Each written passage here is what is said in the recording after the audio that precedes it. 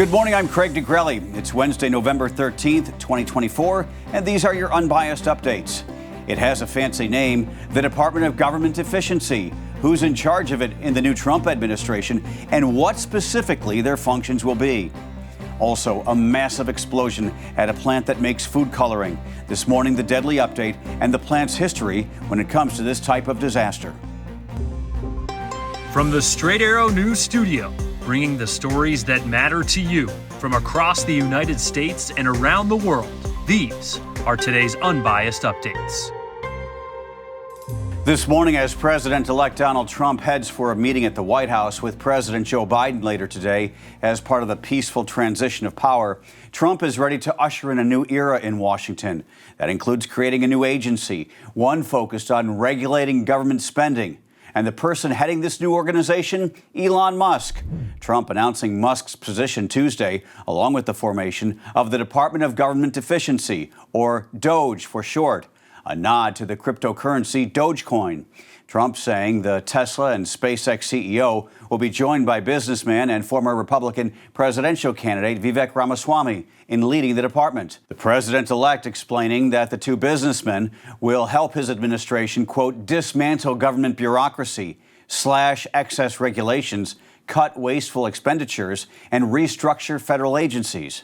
Trump adding the department will provide guidance from outside the government and, quote, send shockwaves through the system. The statement says Musk and Ramaswamy's work will conclude no later than July 4th, 2026, the 250th anniversary of the signing of the Declaration of Independence. Musk, the owner of X, posting on the social media site last night that all actions of the department will be posted online for maximum transparency. Both Musk and Ramaswamy endorsed Donald Trump during the campaign, with Ramaswamy doing so after dropping out of the race in January. Along with meeting President Biden at the White House today, Donald Trump is also expected to meet with Republicans at the Capitol as the GOP prepares to take control of both chambers of Congress, though some House races have still yet to be called. On Tuesday, President-elect Trump continued to fill key positions in his cabinet, including naming Pete Hegseth his Secretary of Defense.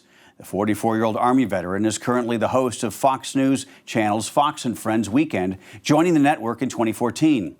Hegseth is a Princeton graduate, as well as the Harvard School of Government. He served in Afghanistan, Iraq, and at Guantanamo Bay, and is still a member of the Minnesota Army National Guard. In a statement, Donald Trump saying Hegseth is, quote, tough, smart, and a true believer in America first, adding, with Pete at the helm, America's enemies are on notice. Our military will be great again, and America will never back down. Hegseth wrote a book that came out earlier this year titled The War on Warriors, Behind the Betrayal of the Men Who Keep Us Free.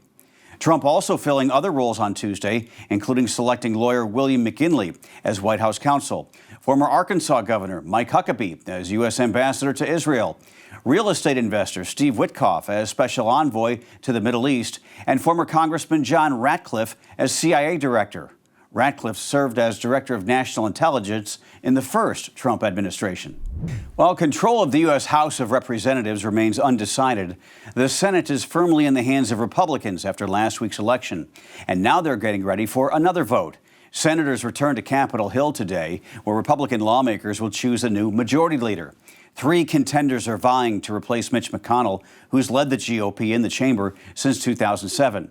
Current Republican whip Senator John Thune of South Dakota is running against John Cornyn of Texas and Florida's Rick Scott, who was just reelected to his second term. Senate Republicans met behind closed doors last night to hear arguments for each candidate ahead of today's vote. It's worth noting Elon Musk, a close Trump ally and, as we mentioned earlier, now a member of the upcoming administration, is openly supporting Rick Scott for the leadership role. Also in Washington, the House Oversight Committee is meeting today to once again talk UFOs. The upcoming hearing, which calls the objects by their new preferred name, is titled Unidentified Anomalous Phenomena, Exposing the Truth. It sparked renewed calls for transparency about what the government knows about UAPs. Among the witnesses for today's hearing will be Navy Rear Admiral Timothy Gallaudet, who has spoken in the past about his experiences. The hearing, which is only the second of its kind, will be broadcast live and starts at 11:30 a.m. Eastern. You can find more about today's hearing in a full report on SAN.com and the Straight Arrow News app. This morning, there is new information on the explosion at a food dye plant in Louisville, Kentucky on Tuesday afternoon. CBS News and NBC News are reporting 2 people have died. At least 9 others, perhaps more, were badly hurt. Authorities say 2 people had to be rescued from inside, but all employees have been accounted for. The explosion, which happened in the city's Clifton neighborhood, damaged nearby homes and residents were evacuated. One homeowner said it was a huge explosion and his entire house shook. The mayor of Louisville said employees who were inside the building, quote, reported normal activity when the explosion occurred. The cause is under investigation. This is not the first explosion to happen at that factory. One worker died after a tank exploded in 2003 when the plant had a different owner. Finally this morning, Lunchables are no longer on the menu for American schools. Kraft Heinz announced on Tuesday it is no longer offering the 2 versions of the meals it created for schools. The school-specific meals made their debut last school year. Kraft Heinz said they were protein-enriched and had reduced levels of saturated fat and sodium to meet the requirements of the national free and reduced price school lunch program. However, the meals got pushback from nutrition experts who were concerned the school version of Lunchables would confuse parents into thinking store-bought versions were healthier than they are. Then in April, Consumer Reports said it found the school-approved Lunchables actually had more sodium in them than their store-bought counterparts. In a statement, Kraft Heinz said its decision to pull school Lunchables was due to a lack of demand.